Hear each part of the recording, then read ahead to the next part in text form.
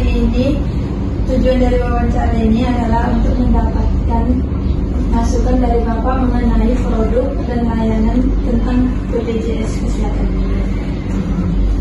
Kalau masukan dari saya, kalau bisa kan masukan itu kan untuk kalian gitu. Kalau saya mau ngasih masukan untuk BPJS Kesehatan sendiri gimana itu?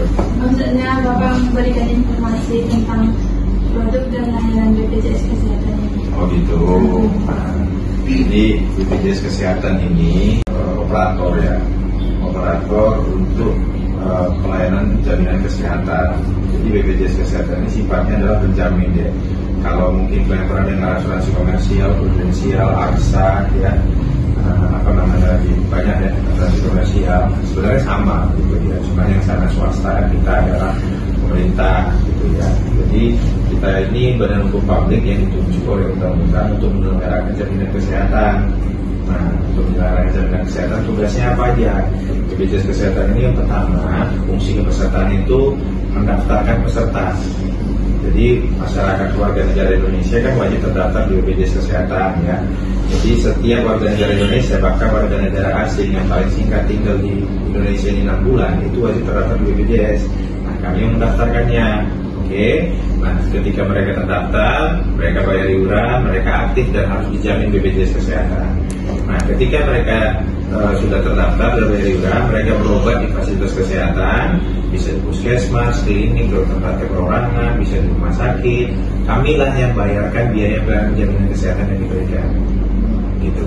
Jadi kami yang membayarkan. Mereka udah daftar, kami terima iuran, kami lagi yang belanjakan. Kalau mereka sakit, kami yang bayarkan. Gitu ya. Nah, jadi tugas kami di sana. Tapi kalau untuk yang mengobatin, yang melayani rumah sakit, itu nggak ada sangkut pautnya dengan BPJS Kesehatan. Makanya kadang-kadang ada masyarakat bilang, itulah ya karena pakai BPJS Kesehatan pelayanannya kurang baik. Oh, nggak benar.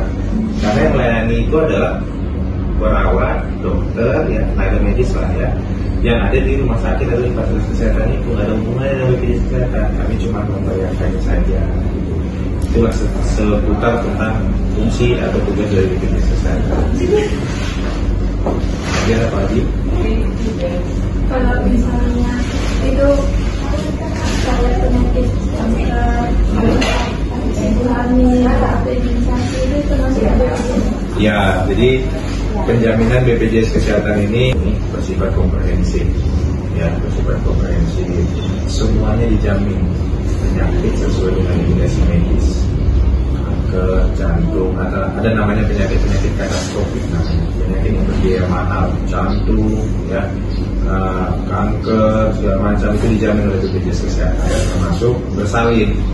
Nah, bersalin itu mau dia normal, mau dia operasi, sesar, itu dijamin BPJS Kesehatan dan tidak ada batasan. Ini Pak, BPJS punya produk lain nggak Pak di luar kesehatan gitu Pak? Oke, jadi kalau dulu kita masih di zaman Askes, kita ada namanya anak perusahaan.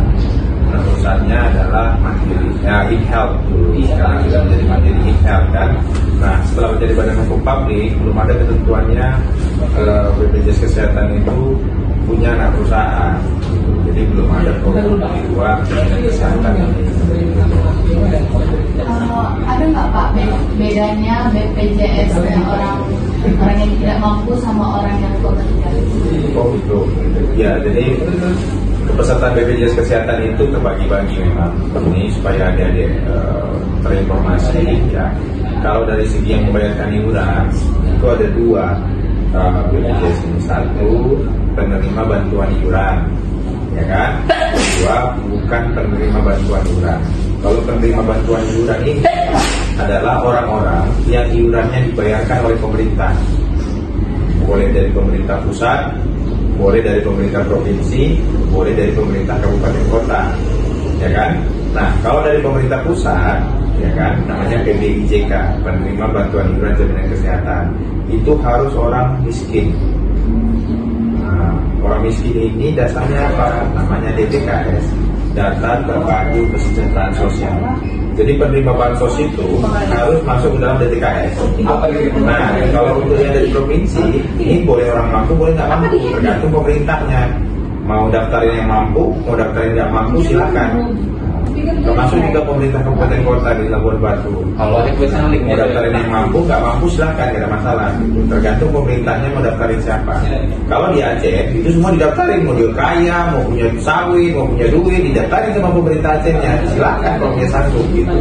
Nah, kemudian kalau yang bukan penerima bantuan iuran itu terbagi lagi. Satu namanya pekerja mandiri. Kalau pekerja mandiri ini orang yang nggak bekerja tapi punya uang daftar BPJS. Misalnya kita swasta ya, dia punya sawit 2 hektar, misalnya kan lumayan. Dia nggak kerja sama orang, sawitnya itu gitu, atau dia berkebun, atau mungkin dia petani, silakan dia daftar mandiri. Gitu ya.